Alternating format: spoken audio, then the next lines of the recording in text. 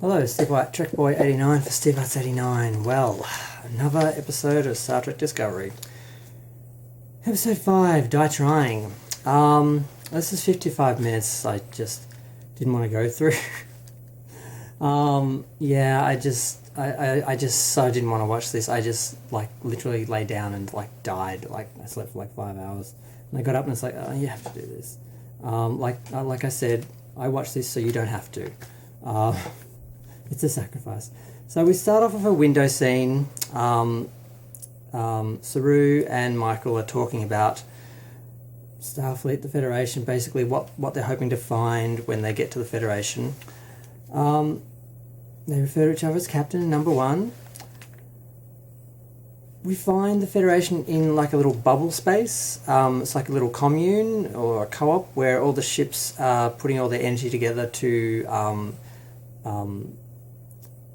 support the what do they call it, the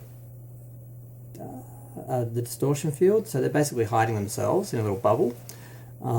There's hollow ships and ships with organic components, and you basically have the crew just looking at everything wide-eyed, like, oh my god, it's like technology. And it's like, it's really not that advanced from the old Star Trek, and nothing they wouldn't have already seen, although it's supposed to be amazing because it's supposed to be the 31st century. But since the writers of the show don't really have the imagination to create the 31st century, and I don't think it's that realistic that little change would have happened. We basically have floating furniture and brighter lights. That's about it. So it's not very impressive.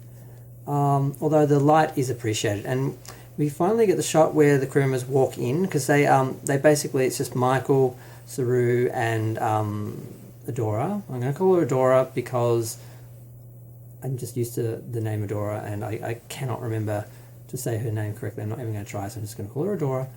And of course, she still can't act. God bless her. The other trans kid can act and is good, but she's awful. She can just make the same nervous. That's all she can do. That's her whole acting range. It's just,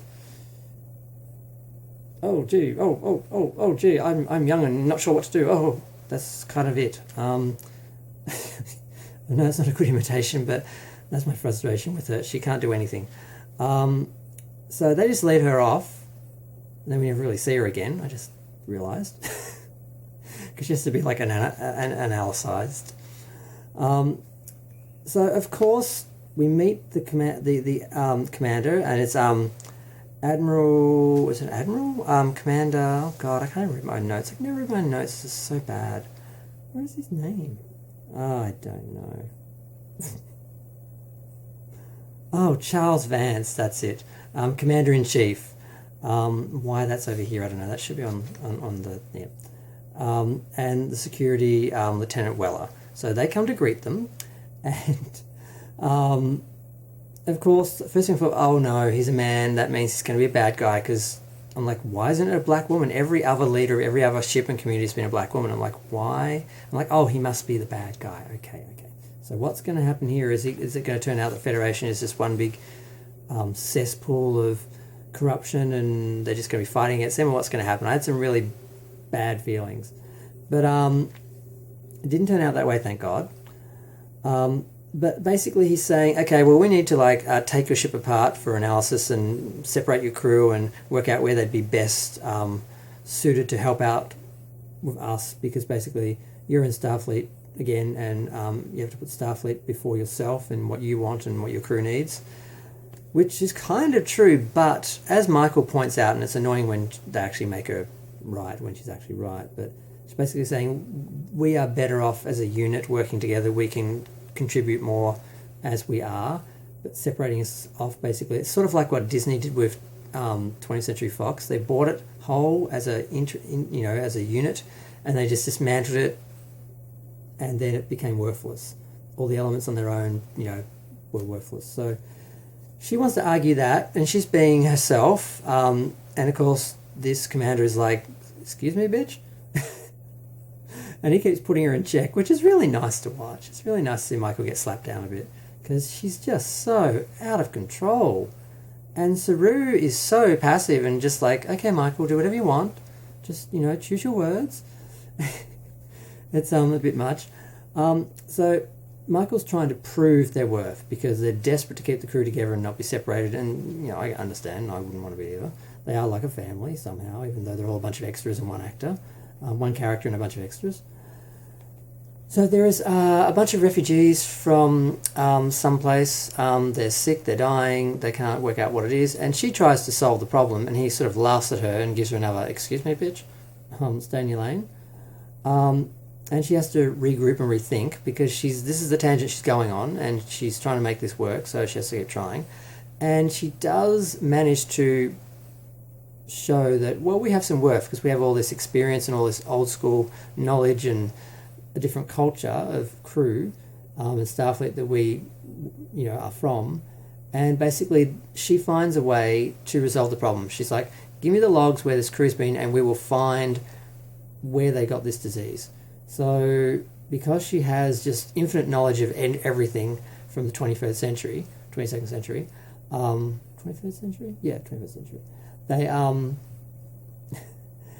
They basically go through and it's like, oh, there's a ship which has, they went to this planet which has an unstable element that was going to go bad. We were advised about this 1,000 years ago. It looks like it did. They've been infected by this. And then I think I jumped when I shouldn't have over some stuff. When they're interrogated, they actually show an AI which is supposed to be like a hologram, like a medical hologram, and he has no bedside manner. He sounds like a robot, and he just beams in and out, and he's nowhere near the advancement that the Doctor was on Voyager. So the fact that this is 800 or so 100 years in the future doesn't make any sense. So he's analyzing. Why can't I say that? Analyzing. Jesus, what was that? I think I just had some sort of stroke or something. Oh God, I don't want to go backwards. So they have this whole scene where the crew is being interrogated, and they're just sort of making fun because they're being interrogated by a bunch of AIs, a bunch of holograms. And I'm going to get to the other story soon because there's two stories basically. There's a story and a mission within the story, but I should have dealt with the overall mission first and then went to that. The overall story first and then went to the mission. Basically, they're all being interviewed, they're all making fun of the holograms, and eventually they get to Georgiou, and she's interviewed by, unbelievably, and I knew about this beforehand, David Cronenberg. I'm like, what the hell are you doing here, David Cronenberg? You seem to have a clue. I would think you would know this is not Star Trek, and you wouldn't want to be on this show. What the hell? And he's there with his glasses and just doing his David Cronenberg thing. And Georgiou, of course, destroys the holograms and just talks to him because she knows he's real because of the glasses, blah, blah. And he throws some truths at her, which are fun. Basically, the mirror universe started to separate from distance, get further away from our universe or their alternate universe, Star Trek, the Prime Universe, whatever. We still don't know what Discovery Universe is. Is it the Prime Universe from the JJ films, or is it its own universe? I'm guessing it's its own universe, but maybe its own timeline within the JJ. We don't really know what it is. We just know it's not the canon universe. So it's further away. There's been no contact for 500 years, and she's basically all alone. And they were saying that the actual mirror universe collapsed. I'm like, well, if you're so far away from it that there's no contact anymore, how do you know they're not thriving? How do you know they collapsed? So I think he just said that to rattle her. I'm not sure, but she is rattled. And at the end of the episode, we see her practically comatose when Michael's trying to talk to her, and then she snaps out of it and storms off like she's okay when she's not.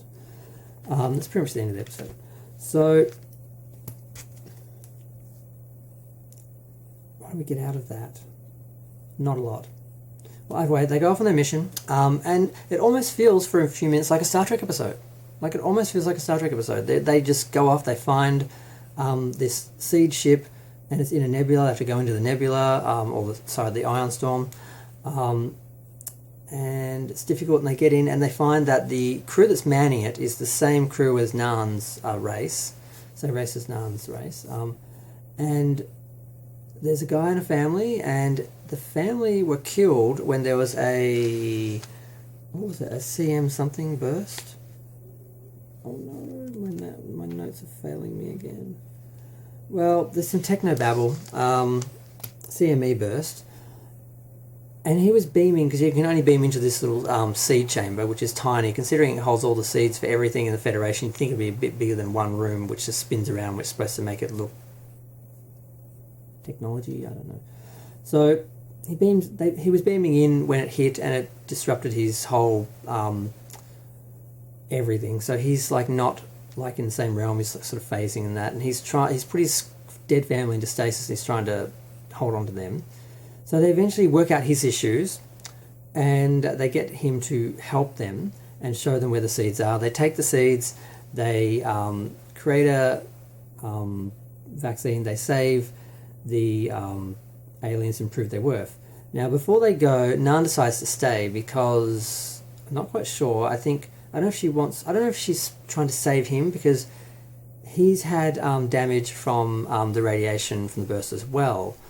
And I don't know if she's planned to save him and then stay with him to watch this seed vessel out in the middle of nowhere, when they could have... It's so tiny, they could have just put it in the ship and taken it with them. And so this is where Star Trek Discovery... God, I call it Star Trek Discovery. I mean, when Discovery falls apart, when you actually think about it. Why would they leave the ship out in the middle of nowhere? It was out in the middle of nowhere because no one could get to it. And this is one of the things that I don't understand about this episode. They have a spore drive now. They can go anywhere they want. They're beyond warp, because they created this stupid science fantasy technology that's better than warp speed. They can go anywhere at the blink of an eye. And they're not even thinking of utilizing it. They're trying to analyze it, and when they propose the mission, when Michael proposes the mission, they actually suggest like putting their own crew on there and training them to do it, because they don't trust them, because of course the Federation has no history of them. They don't know if they're real. So this is the whole issue at the start. It's like, can we trust you? And yeah, I just don't understand, why wouldn't they just be like, oh my God, we're saved. We've got this new technology now. We can put this in all our ships, and we can now reconnect with all the remaining 38 members of the Federation, down from 350 or whatever it was. But if they don't look at it like that, and the sort of arguments put at the end that, oh, we've been in triage so long, we're sort of in shock, we're not really seeing what we should be focusing on. Like they're saying, like, exploration is a luxury we can't afford, and they're just like putting out brush fires. They're not really focusing on the big picture. So of course Michael helps them see the big picture. And there's another Hal and Michael moment, which is just really sickening. When Nahn decides to stay, she's like, you're the greatest thing ever, Michael. No one else has ever looked for the greatest in people like you. Just don't stop doing it. You're just the best. And it's like, I liked that character up until this moment. She was actually cool. I'm sad that she's leaving. She's one of the better characters. I would have liked to have done something. But no, she just gives it up to stay on the ship with this dying man. I don't know if she's going to take over, or if she's thinking she can actually save him and then help him to sort of maintain this seed thing out in the middle of nowhere, which they could have just taken back with them to the Federation where it could be of use. I don't understand. It doesn't make any sense. So I'm not going to make this a huge long video. Like I said, it's their representation of the Federation in the future is just not what they would be in the 31st century. The reaction to them is also weird. Michael's constant Michael-splaining and everything is tedious, and Saru comes across as a weak leader by letting her get away with it all the time, and he actually stays behind on the in the Federation bubble while she takes the mission as sort of like, well, you can keep me as like a hostage to prove they're going to come back, sort of thing, or something. So she basically gets to lead the mission. So it's basically Michael, commanding the ship, just like, which is what they want. They're going to kill Saru, and eventually she's going to be like the captain. It's going to be full Michael Burnham all the time, which there already is. She doesn't need to be, that's the thing, she doesn't need to be the captain to actually control the ship in every part of the narrative. And I'm just sick of it. I just want the other characters. There was a few moments where Ditma was struggling, and they're aware that she's got problems, and I actually was concerned for her. I realised, oh my God, actually, this she's almost a character. they've actually made one of the bridge crew into almost a character, and I actually was like caring about her. It's like, oh my god, because I don't care about Michael. I barely care about Saru. Culber, I only care about him when he's wearing white and you can see, like, you know, him from the thighs up because, you know, perv, but he doesn't even have much of a bulge, so I don't know. I guess I'm just looking for something that's not there in many ways in one. Yep, I'm going to go, it's 15 minutes, I'm just waffling on, but watching the show is like wading through post-traumatic stress and trauma. It's just, you don't want to do it. It's like, you know, waiting for your abusive ex to come home that you're stuck in a relationship with that you can't get out of. That's what Discovery, like watching Discovery is like. So I'm going to go. And feel free to share, like, comment, subscribe, let me know what you think. I think this show is just not good. And the worst part is it has good moments which show you what it could be, which is really depressing. There are a few moments in the episode where it felt like Star Trek, and I'm like, I imagine if they'd done this in a Star Trek episode. Wouldn't it be nice to have Star Trek, to be able to watch Star Trek? Instead we have this show. But I'm going to go.